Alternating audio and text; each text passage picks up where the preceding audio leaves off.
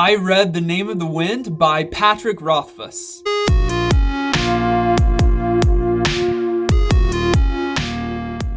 This is really the first video that I'm doing of this kind, but I hope to do a lot more. I really enjoyed it. Over the last couple of weeks, I've read The Name of the Wind and kind of recorded my experience as I read. There are a lot of spoilers in this video because I'm reading it for the very first time, but if you love this series, that's why you're watching this video, and so you won't be spoiled because you already know it. Don't spoil for me, though, in the comments below about like what's going to happen in the next book. I'm looking forward to reading it, but without further ado, here's my journey in reading The Name of the Wind by Patrick Rothfuss. So enjoy as I grow a beard over the next few minutes. All right, so I'm sitting in my favorite chair in the house, and it's December, so it's Christmas time. You can see in the reflection, but the reflection is true. We've got a hot pink Christmas tree here, and you're probably going to hear my rabbit in the background. She's most active at night, and it's nighttime, and she's trying to get No, Ozma, you can't come out and play. But I am about to begin a new book for the very first time. It's new to me. It's not new, of course. It is The Name of the Wind by Patrick Rothfuss. It is my first book by Patrick Rothfuss. I know that he is known to be an incredible fantasy author, modern day rivals like Brandon Sanderson and the likes. But I also know that his books are, at least this series, are very different than a lot of the other ones. A lot of the other fantasy novels, that is. Maybe it's a lot more poetic, a lot more in depth, a lot less happens. I don't know, I've heard all of these things, but I'm going to give it a go for the very first time and see what I think about the book, The Name of the Wind. I already started the first page, the prologue, and I'm a sucker for book starts, like how the first line is. And this one, it was night again. The Waystone Inn lay in silence, and it was a silence in 3 parts. That's an epic intro. Not much happens, but it's setting it up, and then it breaks down in 3 parts. Prologue's done. Chapter 1 is about to begin, and I'm kind of excited.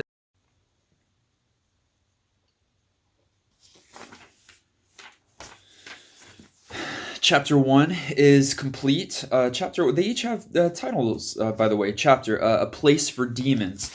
And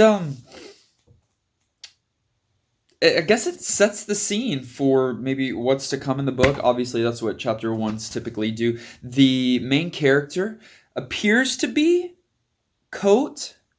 He owns this inn, or this bar, this tavern, whatever it is.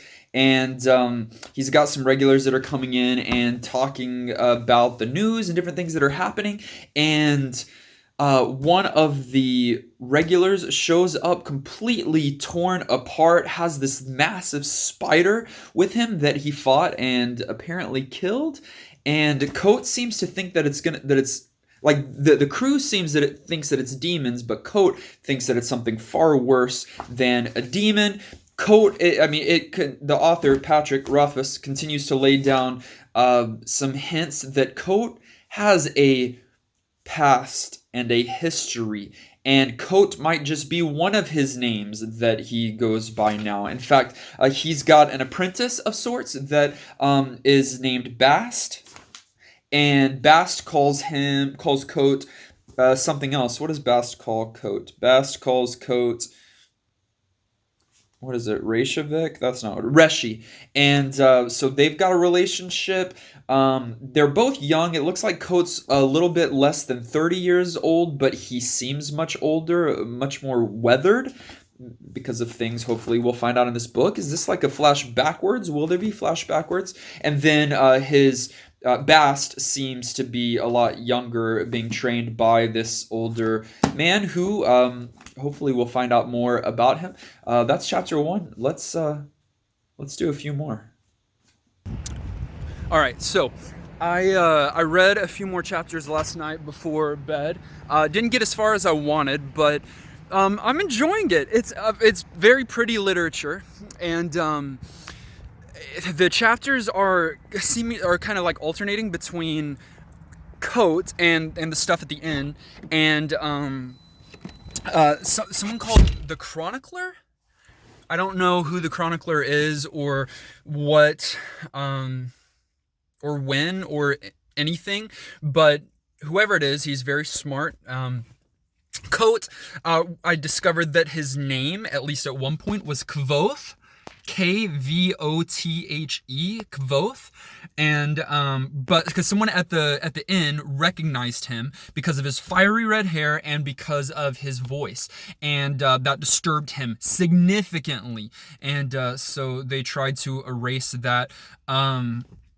So back and forth between Chronicle and Kvothe. It looks like Bast, the apprentice, the person that's being trained under Coat, knows some of Coat's background, but we're getting more of a reveal as to who our, I guess, lead character is.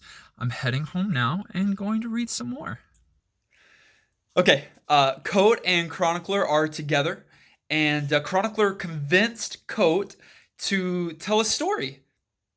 I don't know why Coat would so easily do that unless he was really already wanting to tell a story. But Coat began a story, and here at the end of chapter 7, this is what he says about himself as he starts to like set up to Chronicler who he is, who Kvothe is. He says, "I have stolen princesses back from sleeping Barrow kings. I burned down the town of Trebon. I have spent the night with Felurian and left with both my sanity and my life. I was expelled from the university at a younger age than most people are allowed in. I tread paths by moonlight that others fear to speak of during day. I have talked to gods, loved women, and written songs that make the minstrels weep.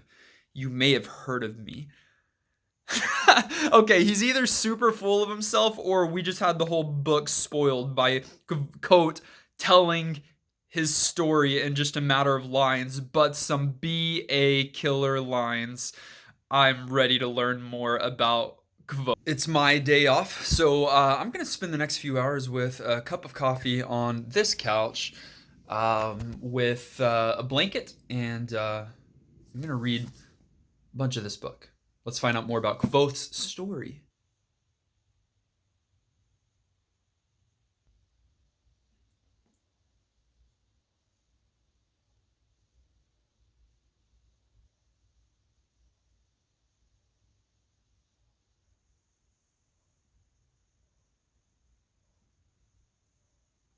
So I've read off and on today. Uh, I am still in my spot. I have moved. But the only things that I've done today is eat food. I've watched a little bit of YouTube. I played Jedi Fallen Order, and gone and worked out. So that's a few things, but I have done a lot of reading. It looks like we are going to stay primarily now in Kvothe's story as a kid. Maybe in his time with his family, traveling around, playing music, and being trained by Ben. And then there'll be interludes with back in the Waystone Inn, and it'll probably just keep going back and forth like that, I guess, for a while as we learn more about Kvothe's backstory.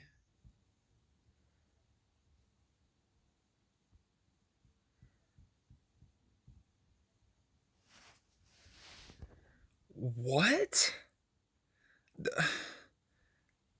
Everyone's dead. I mean, not everyone, of course, but like all of Kvothe's family and friends and traveling like everyone that was in their group that was traveling around has been murdered by a group of magical, mysterious, dark, evil people. I only know two of their names, Cinder and Halifax. Halifax being the more powerful one, but Cinder being this one that has something against Kvothe. Um, and it's because Kvothe's father sang the song. I think is it about the Chandrian? Is that I'm lost. I did not expect Kvothe's alive and Ben's alive. They dropped Ben off. He found a wife. So hopefully, so is the rest of this gonna be? I mean, Kvothe's got some power. He almost died from calling the name of the wind. Well, this took a definite turn. It's been a few reading sessions since we last spoke, and a lot has happened, but also not a lot has happened.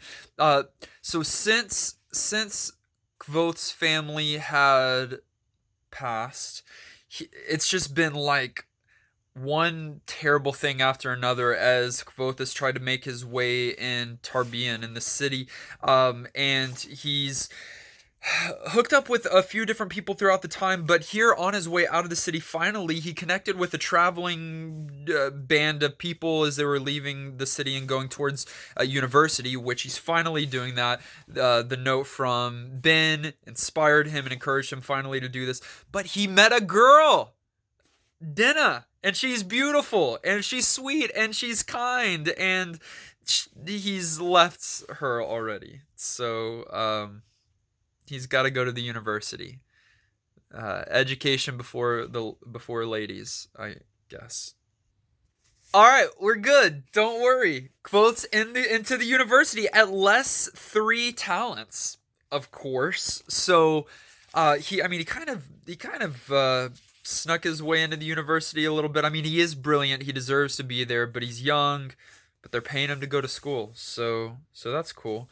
Hopefully, he'll meet some friends and do well here. Here's to hoping. Kvoth seems to be doing pretty good at the university so far. He's got some friends, Willem and Simon, and doing pretty well in his classes. He's had ups and downs. I mean, he has gotten whipped, beat, but he's starting to make a name for himself, bloodless and other things, because he's starting to use sympathy and and he knows his medicines and different things like that. He's got a lute now, and he's going to go play at the Aeolian, and we know that our Kvoth is a pretty amazing lutist. So hopefully this can make him some more money so that he can stay at the university a little bit longer. I've got a lot of time to read.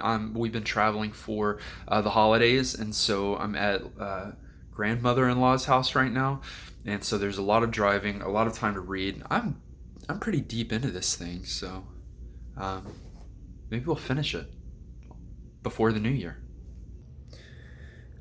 I've gotten some good reading done today. I've got to be a little quiet. My in-law family, everyone's asleep.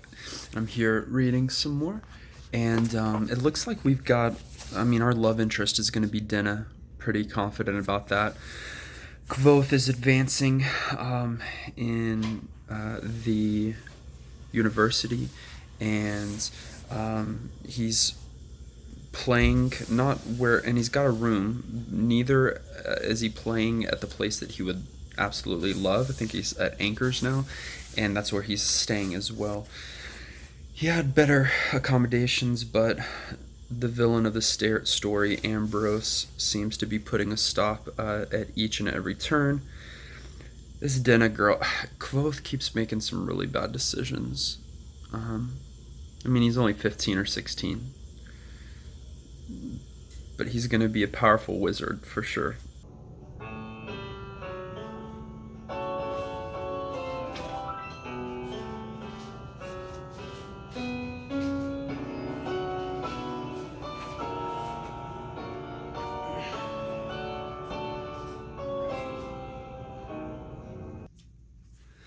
Kvoth just got jumped bad, but he used his magic to be able to get away. I'm sure that's going to spread his name even greater.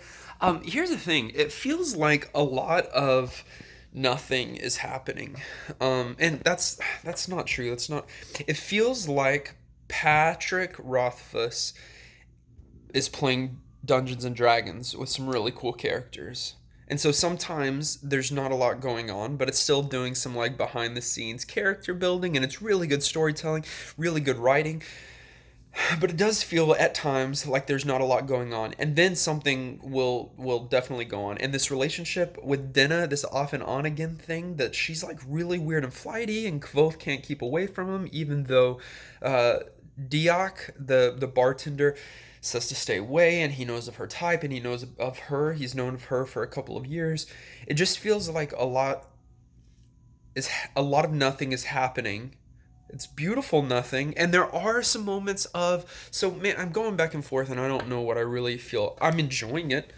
I'll say that much. I really am enjoying it. But Kvothe just heard about blue fire nearby and a lot of people dead at a wedding party. I hope he doesn't leave the university. He's been doing so well. Oh yeah, Devi's the best, by the way. Both should get with Devi. Din is back in the picture. She happened to be where the Chandrine attacked, so I still don't know anything. Things keep happening, and I know less and less. I do know Kvothe should leave Dinna be and get with Devi. It's my 2 cents.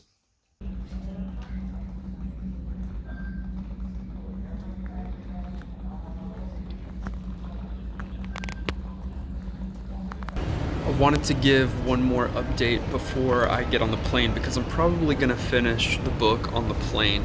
Kvothe just defeated a dragon.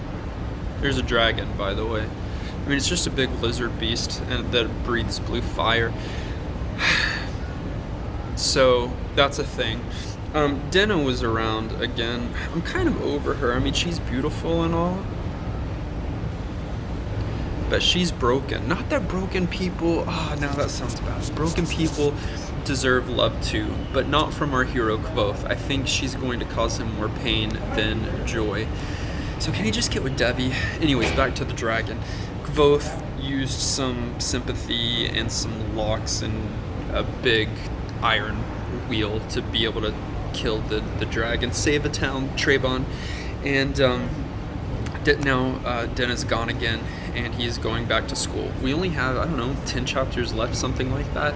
So I'm not sure how it's going to wrap up, but I would not be surprised if there's no like significant ending, if it's just the end to this part of the story, because that's kind of what it's been all along. It's not been one current theme throughout all of it. It's just been pieces to different stories in Kvothe's life. So I wouldn't be surprised. Maybe we do get a little bit of a wrap up, but I know it's not going to be the end, because there's at least one other book, 2 other books. Anyways, boarding the plane soon. Real quick, I hate Ambrose. He's the worst thing ever, and our friend Kvothe is being kicked out of the university. So, okay, great. The end. A few chapters left. Whatever. Getting on the plane. I don't care. Never mind. We're good. Expulsion repealed. So, all right, plane.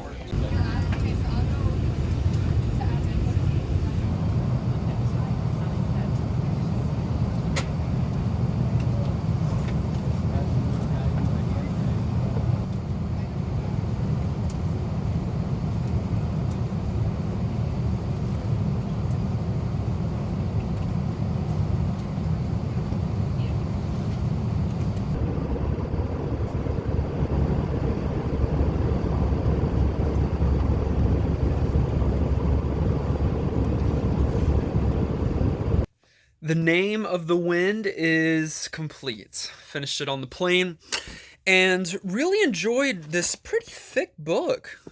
Pretty thick.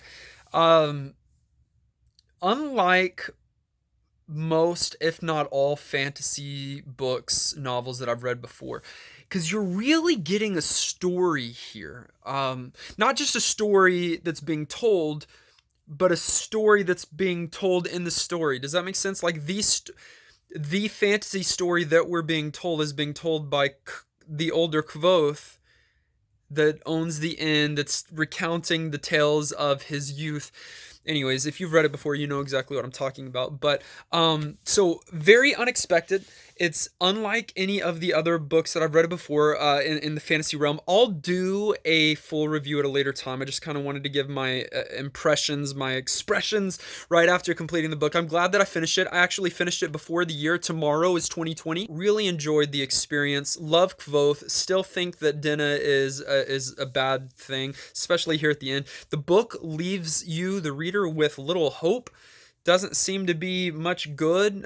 There's even that kind of battle at the end, and Coates is not the man that he used to be. Not Bashy. Come on, what's his name? Bast. Sorry, Bast is mean, evil. He's not a demon. There's not demons, but he's Fae. So like he at least he's loyal. So maybe he's not bad, and he knows what's best for his Reshi. But man, I don't know. No hope here, really, in the story. And I mean, it's only going to get darker in Kvothe's life to get him to the place that he is today. And there's a lot more tragedy.